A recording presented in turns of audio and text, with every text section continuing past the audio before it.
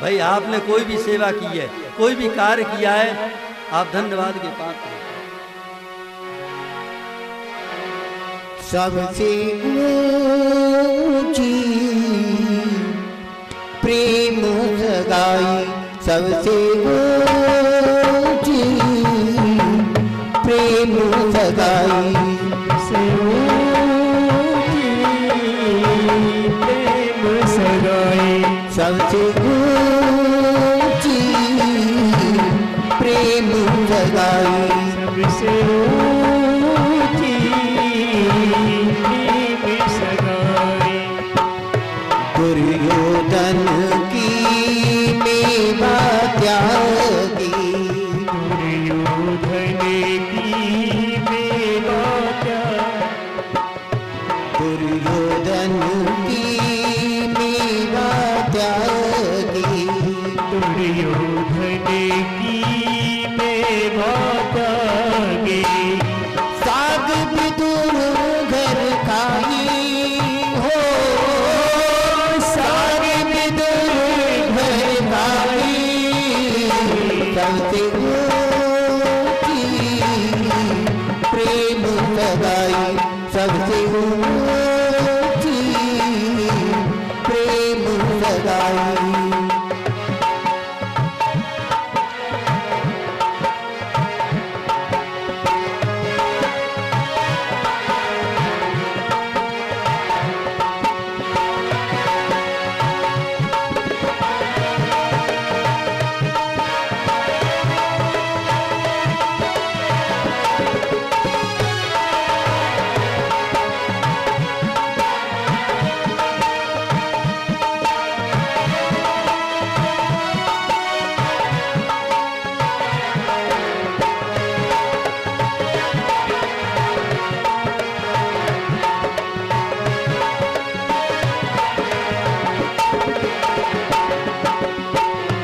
झूठे फल सबरी के खाए, झूठे फल सबरी के खाए, झूठे फल सबरी के खाए, झूठे फल सबरी के खाए। बहुविधि भोग लगाई हो, बहुविधि भोग लगाई हो, सबसे ऊंची प्रेम सगाई, सबसे ऊंची प्रेम सगाई, सबसे ऊंची प्रेम सगाई। सबसे ऊंची प्रेम सगाई।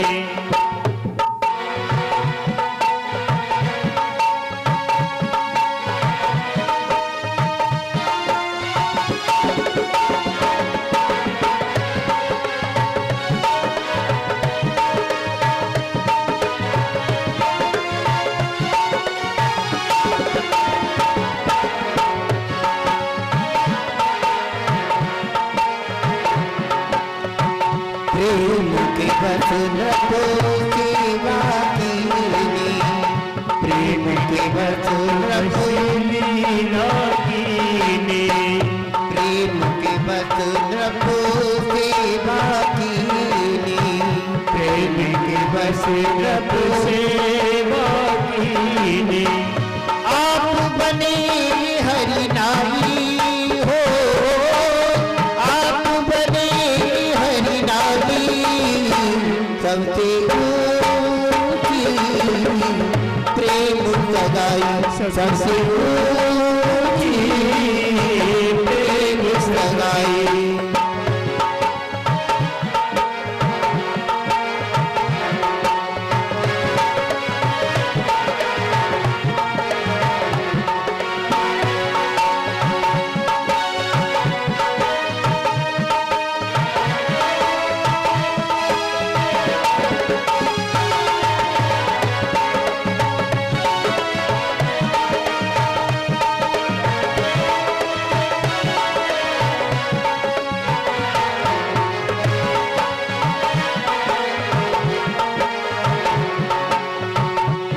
राज सुयज्ञ युधिष्ठिर कीनो राज सुयज्ञ युधिष्ठिर कीनो राज सुयज्ञ युधिष्ठिर कीनो राज सुयज्ञ युधिष्ठिर कीनो ताने झूठ ठाई हो ताने झूठ ठाई हो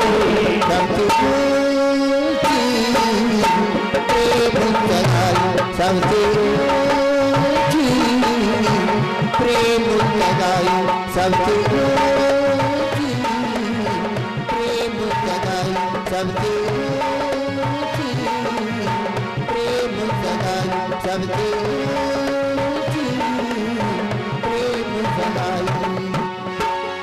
बोलिए वृंदावन बिहारी लाल की जय।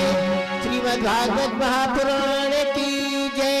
जय जय श्री राधे श्याम। आज आसन दे दिया, परात्पर परब्रह्म को बिठा दिया,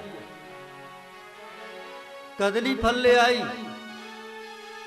लेकिन प्रेम में जो गूदा है वो नीचे जा रहा है और छिलका खिलाई जा रही है भगवान को। भगवान प्रेम से उसको आरोग रहे हैं। नैवेद्यम निवेद्यामी चल रहा है।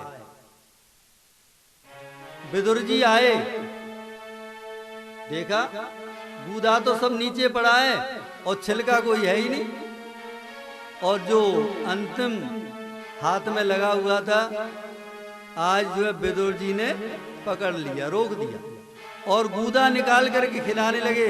भगवान कहने लगे महापूरण, तृप्ति हो गई कि जो स्वाद मुझे विदुरानी के छिलकों में आ रहा था अब वो स्वाद इस केले में नहीं है। अब वो स्वाद जो है चला गया। पास में बिठा लिया, था तो कुछ था नहीं, जो था सभी के सामने पत्तलों पर आया, लेकिन भगवान की अहतु की कृपा से वो रूखा सूखा भोजन भी, कहते ना रूखा सूखा खाए कर और ठंडा पानी पीव और देख पराई चूपड़ी मत ललचावे जी, वो भोजन भी अमृतमय बन गया, मिष्टान्न बन गए, मुंह में मिष्टान्न बन बन करके जाने लगे। दुर्योधन के सटरस व्यंजन सभी फेल हो गए उसके सामने। पूर्ण तृप्ति उनको संतुष्ट किया, आश्वस्त किया, अपनी भक्ति का प्रभाव उनके जीवन में उड़ेल दिया, अपनी कृपा बरसा दी। राजप्रासाद में आए, अपनी बात को कहा, अरे दुर्योधन भाई तू पांडवों को केवल 5 गाम ही दे दे और कुछ नहीं देना चाहता है तो। दुर्योधन ने कहा सूचग्रम नैव दास्यामि बिना युद्धेन केशव। भाई कोई आपके द्वार पे आए, अरे लाला जी कुछ दान कर लो, माता जी कुछ दान कर लो, कोई बात नहीं है। जब बंदूक तान देते हैं आपके उस पे तो आप सब बताती हुई चली जाती हो। माँ रखा है सोने की असरपियाँ, वो तिजोरी की चाबी वहाँ रखी है। अरे भाई लुटने से पहले ही दे डालो, लुटने की नौबत ना आए, है? मना कर दिया और उनको बंधन के लिए आदेश कर दिया। लेकिन भगवान की लीला है दुखी, जो सबको बंधन में डालता है उसे कौन बंधन में डाल सकता है? जिसके मस्तक पर विधाता ने बंधन लिखा ही नहीं है, वो दुर्योधन उनको बंधन में बांधना चाहता है। अलौकिक लीला। दुशासन को कृष्ण समझ बैठा और बेड़ियों से जकड़ दिया, जेल में बंद कर दिया। देखने गया कन्हैया बंद है, वो तो अपनी माया से अदृश्य हो गए। सभी लीला को देख रहे हैं लेकिन सभी शांत हैं। भैया तूने मुझे ही बंधन में बांध दिया है, छोड़ा उसको। भगवान की लीला को कोई जान नहीं सकता। लौट करके आए, युद्ध की तैयारियां हो गई, महाभारत का युद्ध हो गया। बड़ी बड़ी लीलाएं, बड़ी दिव्य लीलाएं भगवान की। विदुर जी को कृतकृत्य कर दिया, विदुरानी को कृतकृत्य कर दिया, उनका जीवन धन धन्य हो गया। श्री सुखदेव बाबा महाराज परीक्षित को सुंदर सुंदर कथाओं को श्रवण करा रहे हैं। पूज्य गुरुदेव के श्री चरणों में महाराज परीक्षित ने प्रश्न किया, भगवान जब ब्रह्मदेव ने मनु और शत्रुपा को सृष्टि करने का आदेश दिया तो फिर उन्होंने सृष्टि कैसे प्रारंभ की? आप मुझे वो चैत्र श्रवण कराइए। सुखदेव बाबा कहने लगे, राजन, मनु महाराज ने अपनी प्राण प्रिया शत्रुपा के गर्भ से प्रियवत और उत्तानपाद, आकुति, देवहूति, अपसु 5 संतानों को जन्म दिया। देवहूति बड़ी सुंदर थी, भगवान का आराधन करती थी और देवता स्वयं इसके यहाँ आकर के साक्षात रूप में सामग्रियों को ग्रहण करते थे, जैसे भगवान श्री कृष्ण ने विदुर जी की यहाँ ग्रहण करी। देवताओं को आवाज करती थी, जैसे कुंती ने देवताओं को आह्वान किया। कुंवारी अवस्था में भगवान सूर्य नारायण का आह्वान कर लिया परीक्षा के लिए, तो कर्ण का जन्म हो गया।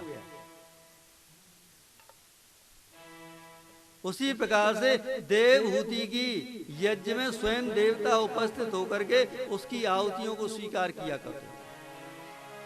और सौंदर्य, एक विश्वावसु नाम का गंधर्व आकाश मार्ग में विमान में बैठ करके जा रहा था। ये अपनी घर की महल की छत पर क्रीड़ा कर रही थी कंदुक की। इसके रूप सौंदर्य को देखा तो मूर्छित होकर के गिर पड़ा छत पर ही। इतना सुंदर लावण्य था। करदम जी महाराज तपस्या कर रहे हैं, जिन्होंने अपनी संपूर्ण इंद्रियों को दमन किया हुआ है। 5 कर्मेंद्रियां, 5 ज्ञानेंद्रियां, 11वां मन, चित्त, बुद्धि, अहंकार, जिनका एकमात्र भगवान के इसी चरणों में ही ध्यान है। सिद्धपुर नाम के पावन स्थान, जो जितेंद्रिय हैं, संयमात्मा है, पुण्यात्मा है, धर्मात्मा है, देवात्मा है। तपस्या पूर्ण हुई 10,000 वर्ष की बात, भगवान नारायण प्रकट हो गए। बोलो श्रीमन नारायण भगवान की जय, विराट विराटेश्वर भगवान की जय। कि वरदान मांगो, महाराज मुझे एक ऐसी कन्या दे दो जो मुझे धर्म में स्थित कर सके। बताइए, 10,000 वर्ष की तपस्या करिए, अरे कन्या तो वैसे ही मिल जाती, किसी भी घर पे चले जाते, कन्या तो वैसे ही मिल जाती है ना, और दहेज भी मिलता है साथ में। उसके लिए इतनी 10,000 वर्ष तक गंवाने की क्या जरूरत। लेकिन इस क्षेत्र से एक शिक्षा प्राप्त होती है। विवाह संस्कार भी करो तो तप करो, पहले घर का भी कोई काम करो तप करो।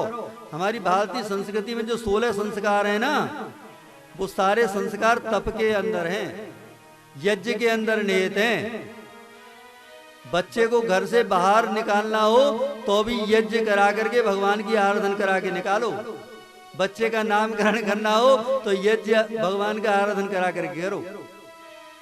अरे भाई, आप अंतिम संस्कार करते हैं तब भी यज्ञ करते हो कि नहीं? गायत्री मंत्र से आहुति देते हो कि नहीं? और बड़े प्रेम से कहते हुए जाते हो राम नाम सत्य है। भगवान की पूजा हो रही है ना, भगवान का आराधन हो रहा है। देखिए, जीवन में जो स्थूल वासनाएं वो तो हमारी समाप्त हो जाती हैं, लेकिन जो सूक्ष्म वासनाएं वो केवल और केवल गृहस्थ धर्म में ही शांत होती हैं। इसलिए जीवन में गृहस्थ धर्म आवश्यक है। अगर कोई ब्रह्मचारी बन गया, गृहस्थ जीवन का पालन नहीं किया, तो उसका गृहस्थ जीवन से चले जाना ब्रह्मचर्य में एक दिन त्रुटि पैदा कर देगा। इसलिए हमारे एक नियमानुसार आश्रम बनाए गए हैं, ब्रह्मचर्य, गृहस्थ, वानप्रस्थ, संन्यास, क्रमबद्ध तरीके से चलिए। तो आज जो है 10,000 वर्ष के बाद भगवान से एक ही प्रार्थना की है, मुझे तो ऐसी कन्या दिलवा दो जिससे मेरा गृहस्थ बच सके और मुझे धर्म में लगा सके। इसीलिए इसको धर्म पत्नी कहा गया है। महाराज दशरथ की 3 रानियों में कौशल्या धर्म पत्नी थी, कैकेयी भोग पत्नी थी।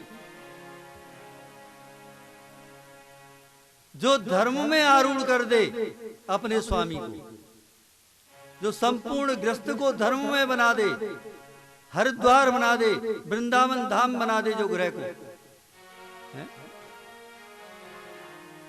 वह धर्म पत्नी कहलाती है। जो स्वयं भी धर्म पर चले, अपने स्वामी और बाल गोपालों को भी धर्म पर चलने की आज्ञा दी कि जाओ, आपके पास ब्रह्मदेव, मनु, शत्रुपा आएंगे अपनी कन्या को लेकर के। ब्रह्मदेव ने आज्ञा दे दी है, मनु महाराज आएंगे अपनी कन्या देवहूति को लेकर के। और मना मत कर देना, कन्या बहुत सुंदर है, सुशील है, गुणवान है, लोकेशना, वित्तेशना, पुत्रेशना से मुक्त है, सुमति से युक्त है। जैसे भीष्म पितामह की बुद्धि नाम की कन्या थी, उसे कोई लोकेशना नहीं है, कोई उसे पुत्रेशना नहीं है, उसे किसी प्रकार की कामना नहीं है, कामनाओं से रहित है वो कन्या। तुम्हारा बहुत सम्मान करेगी, आदर करेगी, तुम्हारे घर को अच्छे से चलाएगी। जैसे आप लोग कहते हैं अपनी कन्या के बारे में, भाई बहुत सुंदर है, सुशील है, गुणवान है, नीतिवान है, मर्मज्ञ है। मनु महाराज और शत्रुपा उस देवहूति कन्या को लेकर के कर्दम जी के पास आए।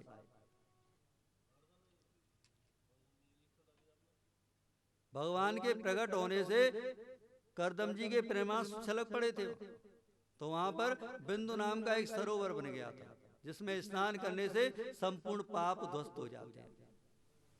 भगवान अंतर ध्यान हो गए। बोलो भक्त वत्सल भगवान की जय।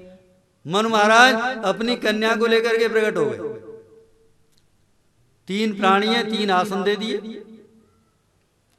लेकिन देवहूति आसन पर नहीं बैठी, आसन को स्पर्श किया कर कमल से। विचार कर रही है, मुझे तो कल इनकी अर्धांगिनी बनना है, भला मैं इनके बिछाए हुए आसन पर बैठूं, शोभा नहीं देता। भैया आजकल तो पति पलंग लगा देता है और पत्नियां उस पर आराम करती हैं। कल हो गए ना भाई, लेकिन ऐसा होना नहीं चाहिए। सम्मान भी कर दिया और आसन से नीचे बैठ गई। कर्दम जी ने विचार किया, कन्या गुणवती है, संस्कारवान है, शास्त्रों की आज्ञा का पालन कर रही है। विवाह का संस्कार प्रस्ताव दे दिया, लेकिन कर्दम जी ने कहा, देखो हम विवाह तो करेंगे, लेकिन केवल संतान होने तक ही हम इससे संबंध बनाएंगे, और संतान होने के बाद हम कमंडल लेकर के भगवान का ध्यान करने के लिए चले जाएंगे। देवी ने भी अपनी मौन स्वीकृति दे दी, तो कोई बात नहीं है महाराज जी, जैसी प्रभु की इच्छा। चले आए, विवाह संस्कार हो गया, संपन्न हो गया। लेकिन भैया कर्दम जी तो अपने ध्यान में लीन हो गए, समाधि लगा दी। देवी से बहुत समझाया, आप अपने घर को चली जाओ, यहाँ तो जंगल है, हम तो भजन ध्यान में ज्यादा लीन रहते हैं, हिंसक पशु आ जाएंगे, मार करके खा जाएंगे। यहाँ पर वो राजसी भोग भी नहीं है जो तुम्हारे पिता के यहाँ पर हैं। कन्या ने कहा, स्वामी अब तो हमारा आपके श्री चरणों में ही स्थान है, हमारा तो यही घर है, यही द्वार है, जो भी कुछ है सर्वस्व यही है।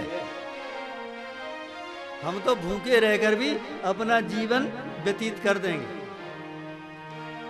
और देवहूति गई नहीं, समाधि लगा दी, उनकी सेवा शुश्रूषा करती रही। हिंसक जीव आते तो उनको भगा देती। और 12 वर्ष तक, देखिए, मन से, वचन से और कर्म से 3 प्रकार की सेवाएं होती हैं। देवहूति ने अपने स्वामी की सेवा मन से की, कर्म से की और वचन से की। गृहस्थ में, संसार में हम देखते हैं, भैया मन से सेवा कर लेंगी तो कर्म से और वचन से नहीं हो पाती है, वचन से कर लेंगी तो मन से और कर्म से नहीं हो पाती है। कोई ना कोई व्यवधान बना ही रहता है। बहुत से कहते हैं भैया क्या करें, हमारी तो देवी बड़ी कर्कशा है, काली रूप है। अरे मैंने की ये तो बहुत अच्छी बात है, तेरी देवी काली रूप है, तू काली के रूप में उसकी पूजा कर लिया कर। बोलो जय श्री राधे। जय श्री राधे। भैया हमारी देवी तो बोलती नहीं है, कभी जभी बोलती है, कभी जभी उनकी बीड़ा बजती है, तो कोई बात नहीं है, सरस्वती के रूप में पूजा कर लिया कर। है? अरे भाई जिसका जो गुण है उस गुण रूप में उसकी पूजा कर लिया करो। बोलो जय श्री राधे। आज 12 वर्ष तक तपस्या करते रहे और जब नेत्र खुले तो सामने देवहूति बैठी है।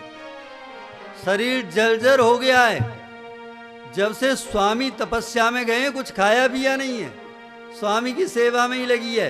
मन से, वचन से और कर्म से 3 प्रकार से सेवा करनी चाहिए हमको। देवी आपसे तो हमने कहा था, आप कौन हो? स्वामी हम आपकी अर्धांगिनी है देवहूति, आपने हमारे संग विवाह रचाया है और आपने कहा था कि एक संतान तक हम तुम्हारे साथ रहेंगे। अरे देवी ये तो बड़ा अपराध हो गया, जाओ इस सरोवर में स्नान करो। सरोवर में स्नान करने के लिए गई, अलौकिक तप का प्रभाव, 1000 अप्सराएं आ गई और 1000 अप्सराओं ने उसको स्नान कराया। नाना प्रकार के आभूषण उसको पहना दिए, जैसे कोई ब्यूटी पार्लर में से सज के आता है।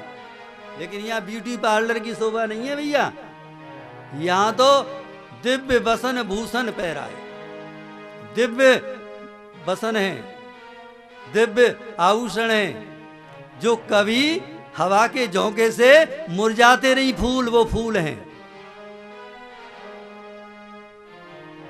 सामने आई अलौकिक रूप सौंदर्य, जो देवहूति का पहला सौंदर्य था उससे भी अनंत गुणा सौंदर्य। महाराज सामने उपस्थित है देवी। करदम जी ने कहा देवी बताइए आपकी क्या मनोअभिलाषा है? तो स्वामी हमारी तो कोई मनोअभिलाषा है नहीं, आपका जो वचन है आप अपने वचन का पालन करें, संतति तक। ध्यान हुआ, सुंदर मन के द्वारा एक विमान तैयार किया गया, ऐसा विमान कि सभी उसमें साधन उपलब्ध हैं, कभी न छीण होने वाले अक्षुण साधन, और अलग अलग कमरे हैं, रसोईयान अलग है, बाग बगीचे अलग हैं, पक्षी कलरव कर रहे हैं, कीड़ा घर अलग है, और मन की गति से चलता है, न कोई पेट्रोल की जरूरत न डीजल की जरूरत, कोई ट्रैफिक जाम भी नहीं होता उसका। विभिन्न लोकों में विचरण करते रहे और विचरण करते करते वहां 9 कन्याओं का जन्म हो गया। ये 9 कन्याएं नवदा भक्ति का स्वरूप है। बोलो जय श्री राधे। जय श्री राधे। और 9 कन्याओं का जन्म हुआ। आज जो है अपना दंड कमंडल लेकर के जाने लगे कि भगवान ये कन्याएं तो अपने अपने घर को चली जाएंगी, और स्त्री का तो धर्म है घर के अंदर रहना, घर की रखवाली करना, घर की व्यवस्थाओं को देखना। मेरा ये तो धर्म है नहीं कि मैं इनके लिए वर ढूंढने जाऊंगी। इसलिए स्वामी अपने दायित्व का निर्वाह करो, इनका विवाह संस्कार हो जाए और मुझे कोई रखवाला मिल जाए। ज्ञान हो गया, नवदा भक्ति। ये 9 कन्याएं जो ब्रह्मा जी के मानस पुत्र थे 10,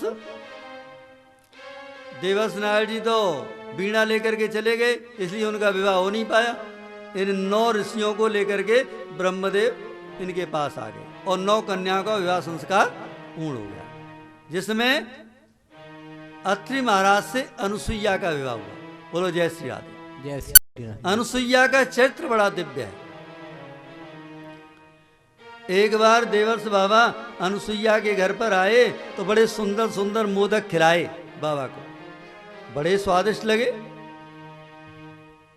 बैकुंठ लोक में पहुंच गए। देखिए बाबा की लीलाएं बड़ी विचित्र हैं। वो लोक कल्याण की लीला करते हैं, किसी अपने भक्त का वर्चस्व स्थापित करने के लिए, उसे जगत में प्रतिष्ठित करने के लिए लीला किया करते हैं। लक्ष्मी जी के भवन में पहुंचे, आओ आओ बेटा आओ, ये लीजिए।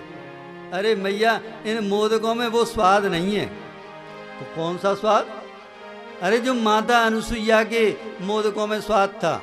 और एक बात बताऊं मैया, उसके पातिव्रत धर्म की तो गली गली में चर्चा हो रही है, शहर शहर में चर्चा हो रही है। अरे सभी लोग उनके पातिव्रत धर्म की चर्चा कर रहे हैं, आपको तो कुछ पता ही नहीं है, आपकी तो कोई चर्चा ही नहीं करता है। ऐसे ही पार्वती के यहां पहुंच गए, भगवान शंकर की, और इसी प्रकार से माता सरस्वती के यहां पहुंच गए, ब्रह्मदेव के यहां। सबको भड़काया, आग लगा दी। लेकिन देवर्ष बाबा की आग ऐसी नहीं है भैया जो आपके घरों को जला दे। आपके घरों को आबाद करने वाली आग है, आपके वर्चस्व को बढ़ाने वाली आग है। स्वामी आए कि स्वामी आप तो कहते थे हमारा पातिव्रत धर्म सबसे श्रेष्ठ है, हमसे कोई श्रेष्ठ ही नहीं है। लेकिन देवर्ष बाबा तो बता रहे थे अनुसुईया के पातिव्रत धर्म की तो चर्चा गली गली में हो रही है, शहर शहर हो रही है, घर घर हो रही है। जाओ उनके पातिव्रत धर्म को नष्ट करो। ब्रह्मदेव से सरस्वती ने कहा और शिव से पार्वती ने कहा, क्या करें? बालठ, राजठ और त्रियाठ तीनों अपने अपने वाहनों पर सवार होकर के चल पड़े। आपस में मिले, एक दूसरे पूछ रहे हैं भैया कहाँ जा रहे हो? अरे बस मृतलोक का भ्रमण करने के लिए जा रहे हैं। कोई अपनी बात को बताता नहीं है। लेकिन जब एक ही मार्ग आ गया और तीनों का एक ही मार्ग पर समागम हुआ तो आज जो है बात खुलने लगी। तो उन्होंने विचार किया भाई ऐसे जाएंगे तो पहचान लेगी माता, इसलिए क्या करें, हम ऐसा करते हैं सन्यासी का रूप बनाते हैं, ब्राह्मण का रूप बनाते हैं, बटुक का रूप बनाते हैं, उसके द्वार पर चलते हैं। तीनों ने ब्राह्मण रूप बनाए, बटुक के रूप बनाए, द्वार पर पहुंच गए माता अनुसुईया के, भिक्षा लेकर के आई। तो मैया ये सब हमें नहीं चाहिए। तो क्या चाहिए आपको? हमारी तो भोजन करने की इच्छा है माँ। तो ठीक है भोजन करा देते हैं आपको। भोजन कराने के लिए तैयार हुई माँ, लेकिन कहने लगे देखो माँ हम भोजन तो करेंगे लेकिन आप संपूर्ण अंग वस्त्रों को उतार करके भोजन कराएंगी क्योंकि हम सन्यासी हैं। अब माता ने ध्यान लगाया कि ये क्या बवाल, मेरा तो पातिव्रत धर्म नष्ट होता है। तो ध्यान लगाया तो त्रिलोकी के नाथ, एक जगत का पालन करने वाला, एक संहार करने वाला और एक उत्पत्ति करने वाला, ब्रह्मा विष्णु और शिव तीनों, हाथ में जल लिया कमंडल से और उनके ऊपर छींटे लगा दिए।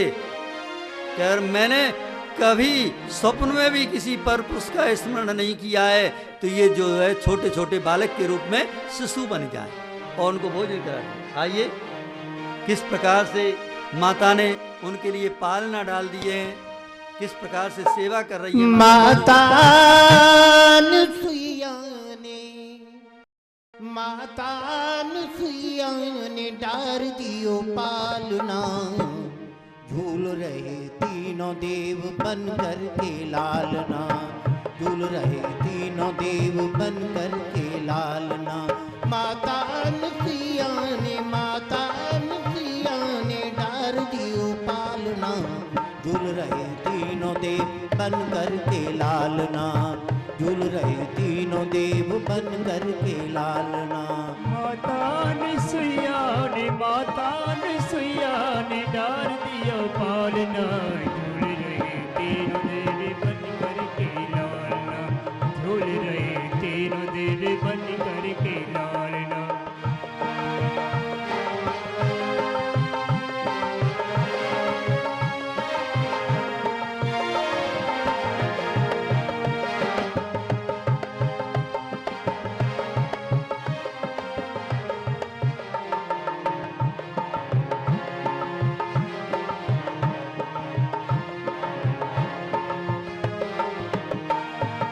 गोदी में लेती मारे खुशी के फूली ना समाती, मारे खुशी के मैया फूल ना समाते, मारे खुशी के फूली ना समाती, मारे खुशी के मैया फूल ना समाते। गोदी में लेती कभी झूला झुलाती, गोदी में लेती कभी झूला झुलाती, कौन करे हो कौन करे आज मेरे, कौन करे आज इनके भाग्य की सराहना। झूल रहे तीनों देव बन कर के लालना, झूल रहे तीनों देव बन कर के लालना। और माता ने सुइया ने डार दियो पालना, झूल रहे तीनों देव बन कर के लालना, झूल रहे तीनों देव बन कर के लालना।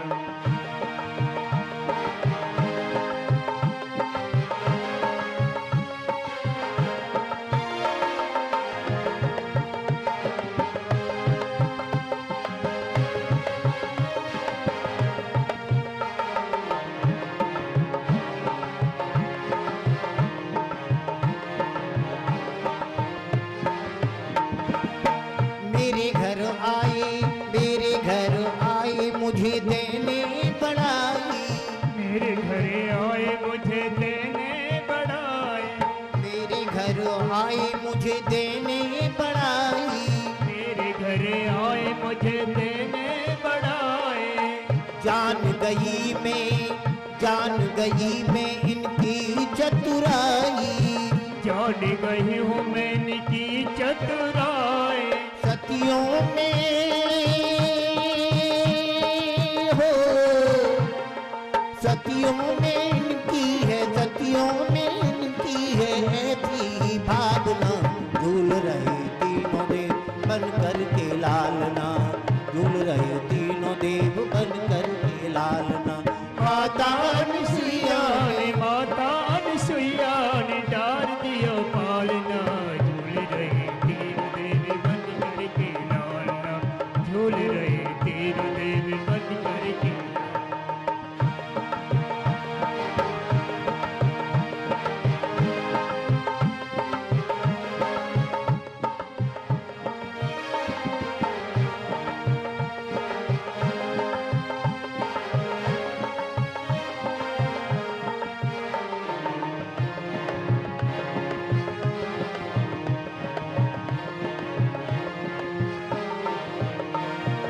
स्वर्ग लोक छोड़ो आज मृत्यु लोक धाये, स्वर्ग लोक छोड़े आज मृत्यु लोक धाये, स्वर्ग लोक छोड़ो आज मृत्यु लोक धाये, स्वर्ग लोक छोड़े आज मृत्यु लोक धाये। ऋषियों की कुटियों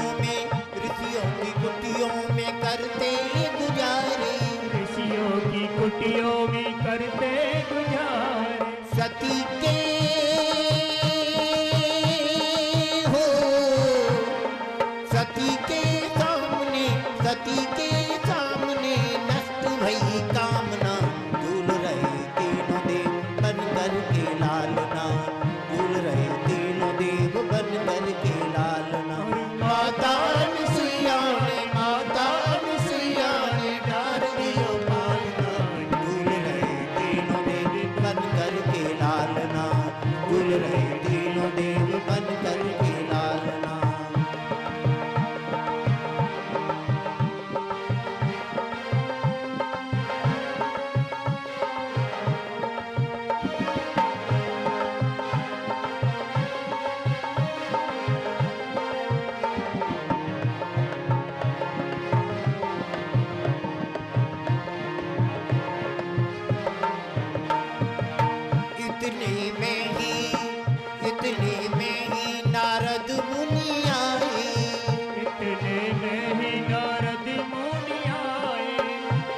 इतने में ही नारद मुनि आए, इतने में ही नारद मुनि आए।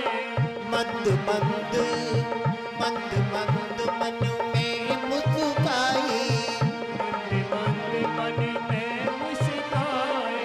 भारत की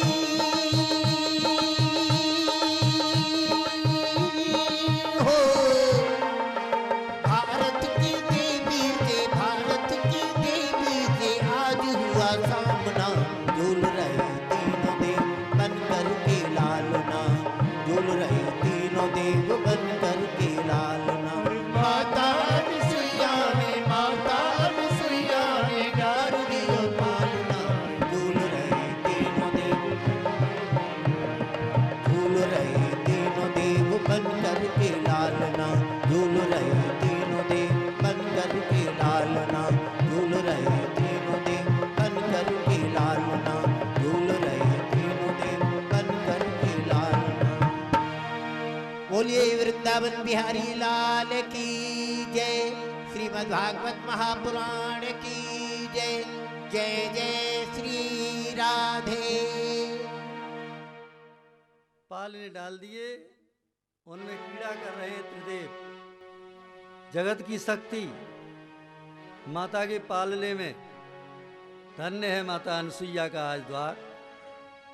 कृतकृत्य हो गया, पवित्र हो गया उसका ग्रह। बहुत समय व्यतीत हो गया, देव लौट करके नहीं आए। देवस्थ नारद जी को याद किया कि हमारे स्वामी कहाँ हैं, लौट करके नहीं आए। अरे वो तुमने जिसके यहाँ भेजा था ना, उसी के यहाँ पे बालक बन रहे हैं, पालने में झूल रहे हैं, छोटे छोटे शिशु हैं, किलकारी मार रहे हैं, उसके घर की शोभा बढ़ा रहे हैं अनुसुईया की। और तो तीनों देवी आपस में विचार विमर्श करने लगी और उन्होंने भी ब्राह्मणियों का वेश बनाया, माता अनुसुईया के द्वार पर अलख जगा दिया। आपको क्या चाहिए? कि हमें तो आप देना ही चाहती हो तो इनको दे दो। मैंने कि ये तुम्हारे कौन है? अरे यही तो है हमारे प्राणाधार, प्राण वल्लभ, जगताधार। और वहां पर तीनों ने अपना स्वरूप जो है प्रकट किया है, दर्शन दिए चतुर्भुज रूप से भगवान विष्णु ने, ब्रह्मदेव ने, शंकर भगवान ने। अत्रि महाराज लौट के आए थे तो कहने लगे देवी ये कौन है? वो तो स्नान के लिए गए थे ना, कि आपके ही तो बालक हैं। हमारे बालक? देवी काहे को मजाक कर रही हो हमसे कि आपके ही हैं स्वामी? ध्यान लगाया तो उन्होंने लीला को जान लिया। ये तो त्रिदेव हैं, संपूर्ण लीला का रहस्य जान लिया। आज सभी ने चतुर्भुज रूप से दर्शन दिया है, उनको वरदान दिया है कि हम अपने अपने अंश से आपके ग्रह में अवतार धारण करेंगे। और दत्तात्रेय नाम का जो अवतार है वो त्रिदेवों का संयुक्त अवतार है। सभी देवियां अपने अपने धाम में गई हैं। इधर देवहूति की 9 कन्याओं का विवाह हो चुका है, फिर पुनः तप में लीन हो गए हैं, आराधन करने लगे हैं। देखिए एक एक चरित्र हमको दिव्य ज्ञान दे रहा है। अगर संतान भी पैदा करनी हो तो पहले भगवान का भजन करो, तब संतान उत्पन्न करो।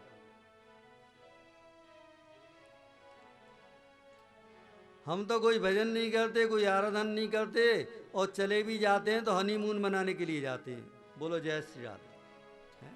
अरे भगवान के दर्शन करने के लिए जाओ, संपूर्ण भोगों को तिरस्कृत कर दो। वहां पर कोई भोग नहीं, केवल योग, केवल तप, साधना, ध्यान, धारणा। भोग घर तक सीमित रहना चाहिए, घर के बाहर भोग नहीं। योग होना चाहिए घर के बाहर।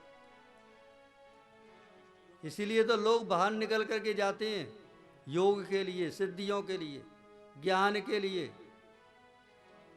घर में ज्ञान नहीं है, सिद्धि नहीं है, योग नहीं है, घर में भोग है। तपस्या करते रहे और प्रभु का प्राकट हुआ कि वरदान मांगो कि प्रभु हमें तो आप जैसा बेटा चाहिए।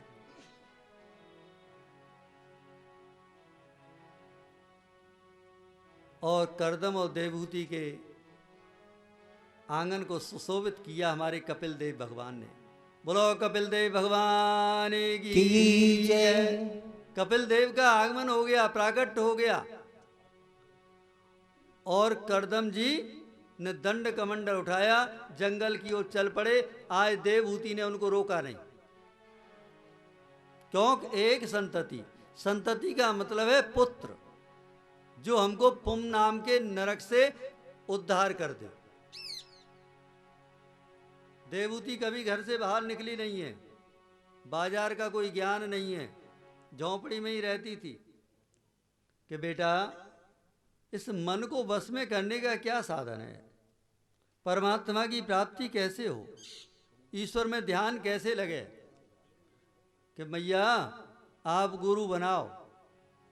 कि बेटा हम तो कभी घर से बाहर गए ही नहीं है, हमने तो संसार देखा ही नहीं है, किसको गुरु बनाएंगे। और हाँ, शास्त्र कहते हैं, हमारे स्वामी ने बताया था, जब कोई योग्य गुणी पुत्र घर में जन्म ले ले तो पुत्र को ही गुरु बना लेना।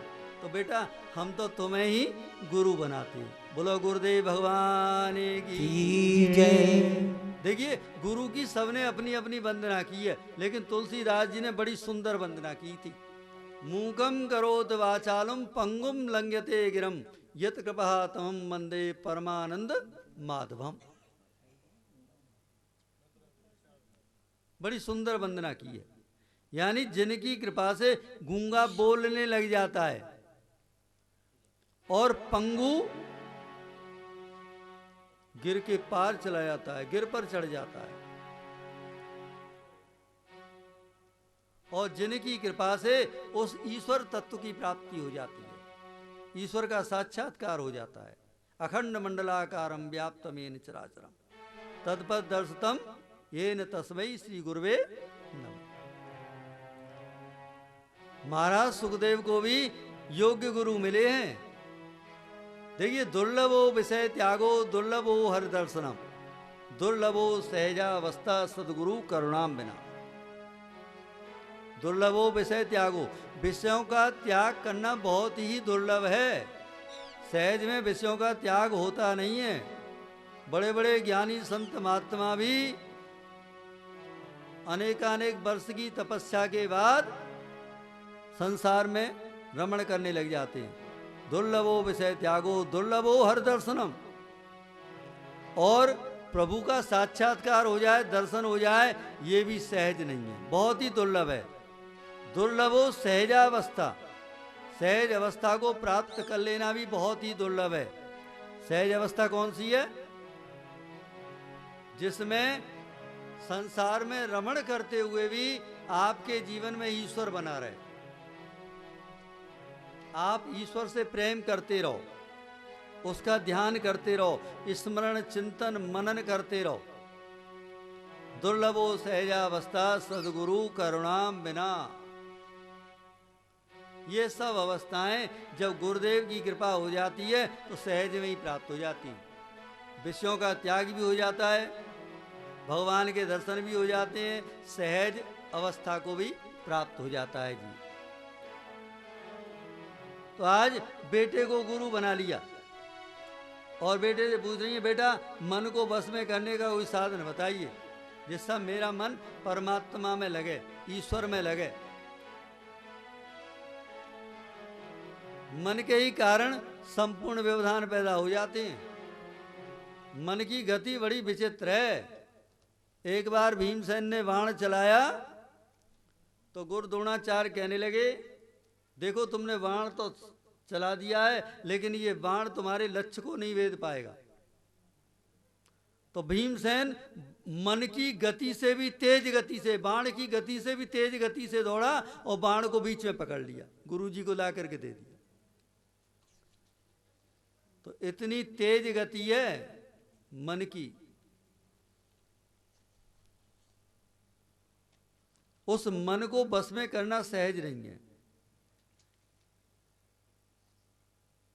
आज कपिल देव कह रहे हैं मैया ये मन को बस में करने का एक ही साधन है, बार बार इस पर नाम रूपी डंडा मारते रहो।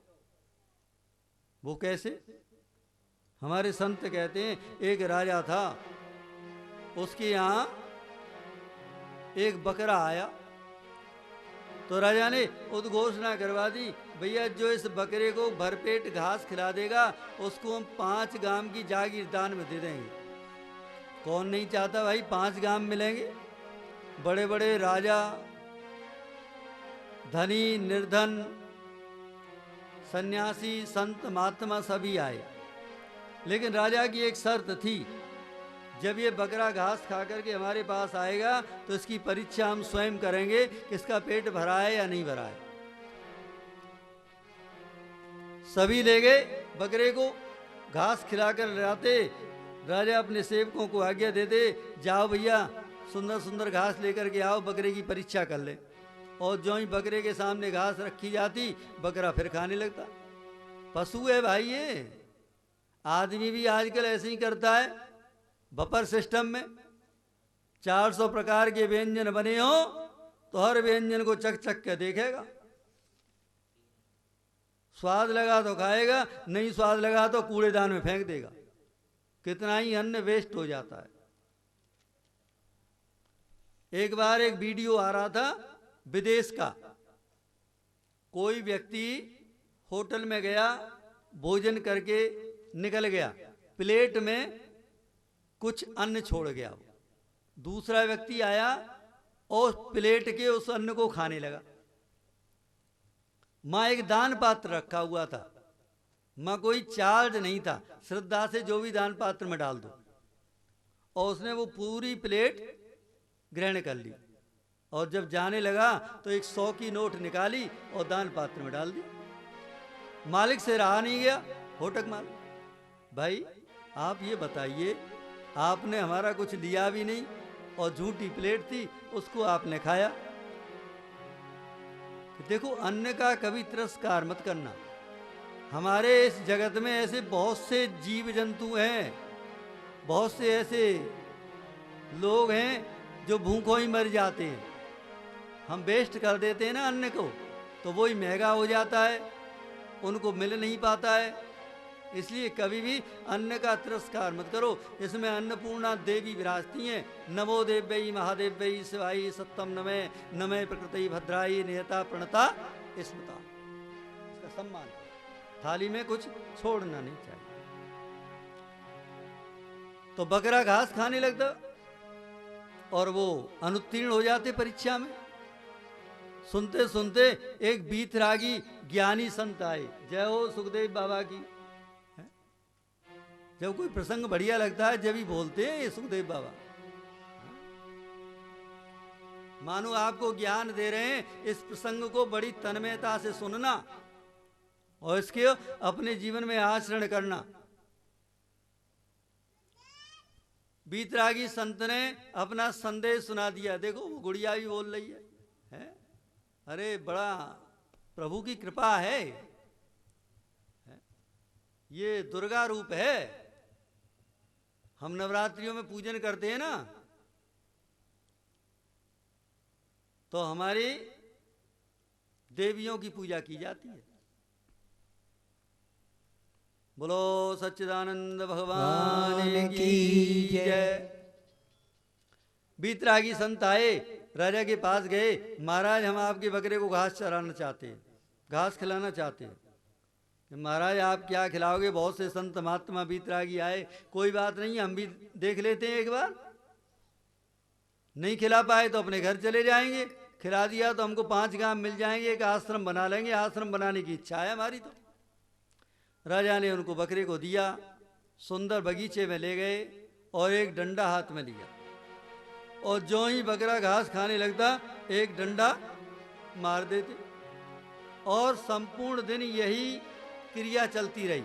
बकरे ने एक दिन का घास नहीं खाया, पूरे दिन डंडे बरसते रहे उसकी पीठ पर।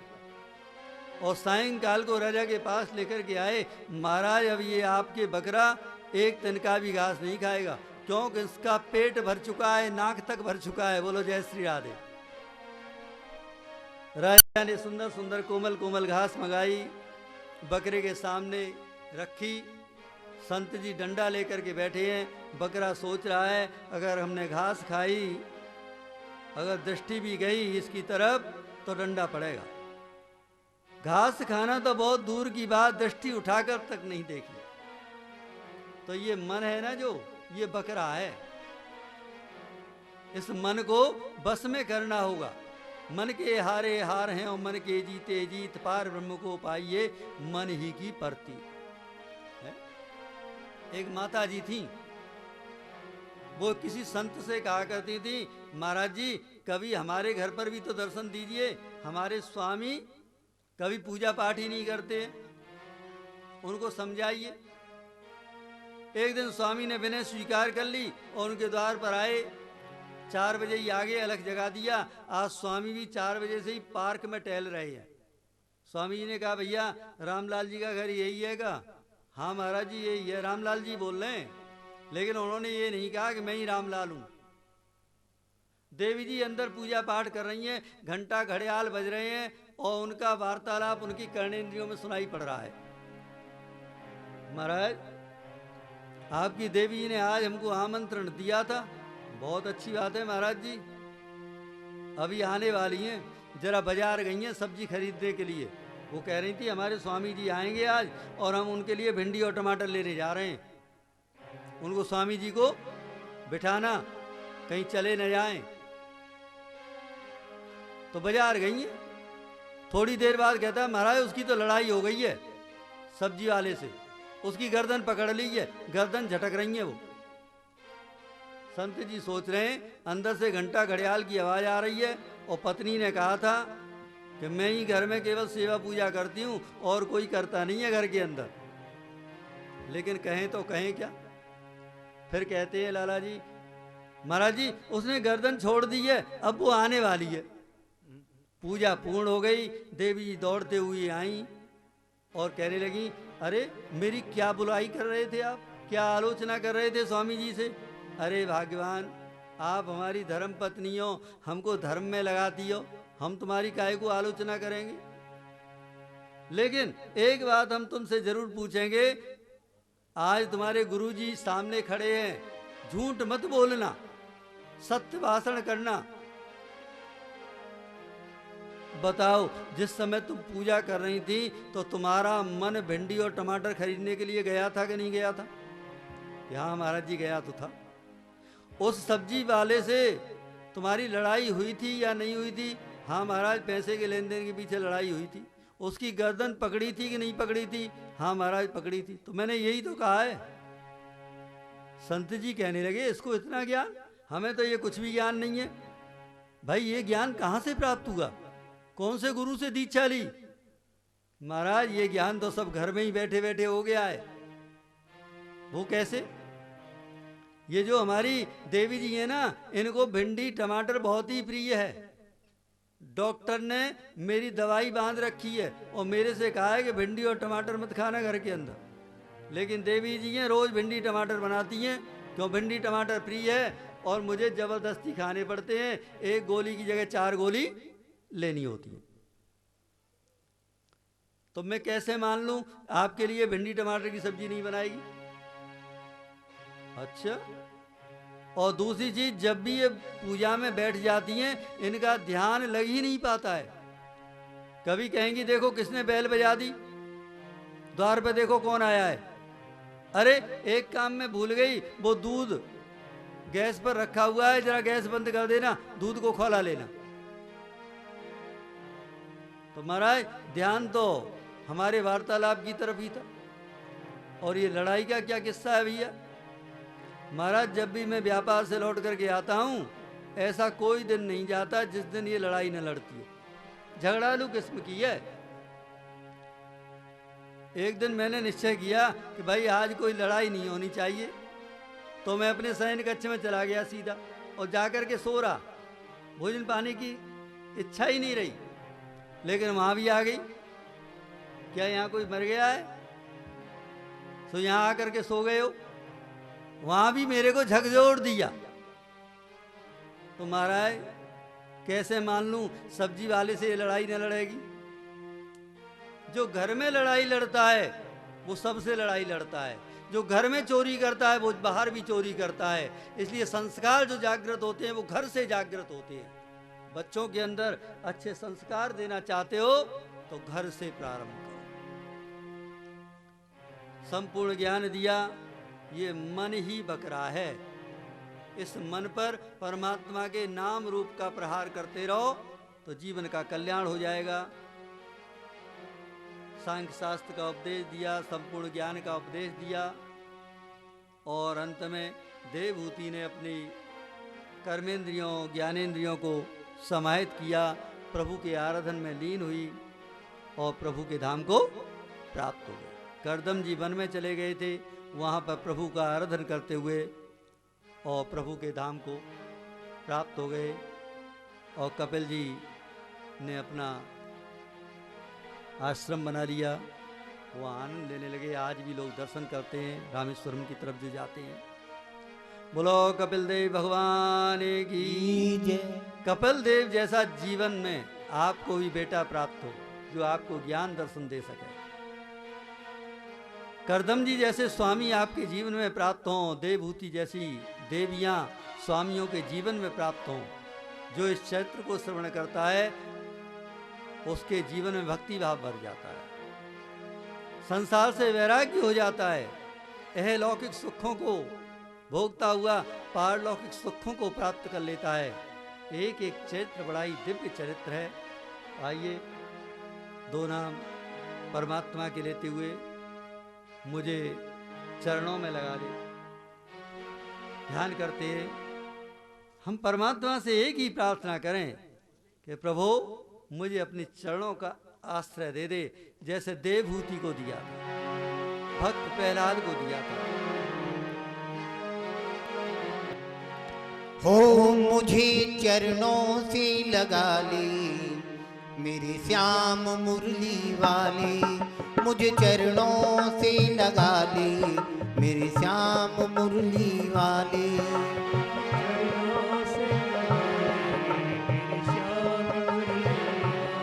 हो मुझे चरणों से लगा ले मेरे श्याम मुरली वाले।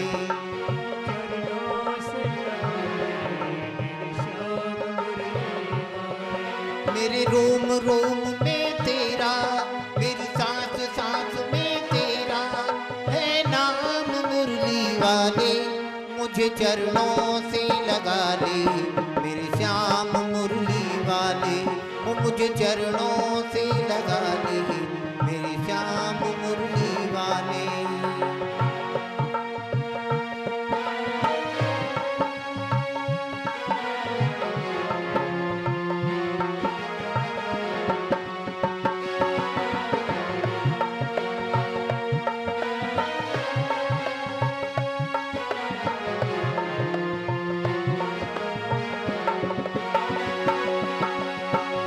भक्तों की तुमने कान्हा विपदाएं तारी। भक्तों की कान्हा तुमने विपदाएं तारी। भक्तों की तुमने कान्हा विपदाएं तारी। भक्तों की तुमने कान्हा विपदाएं तारी। मेरी भी बाह थामो आके मुरारी।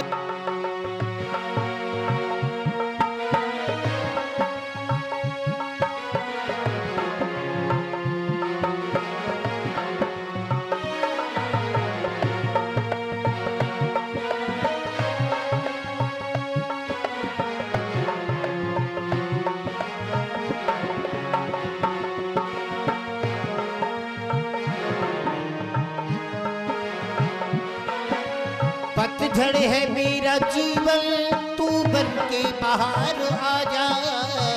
पतझड़ है मेरा जीवन, तू बन के बाहर आ जा। पतझड़ है मेरा जीवन, तू बन के बाहर आ जा। पतझड़ है मेरा जीवन, तू बन के बाहर आ जा। सुन ले पुकार कान्हा, बस एक बार आ जा। सुन ले पुकार कान्हा, बस एक बार आ जा। सुन ले पुकार कान्हा, बस एक बार आ जा। बेचैन मन के तुम ही, बेचैन मन के तुम ही, आराम मुरली वाले, मुझे चरणों से लगा ले मेरे श्याम मुरली वाले।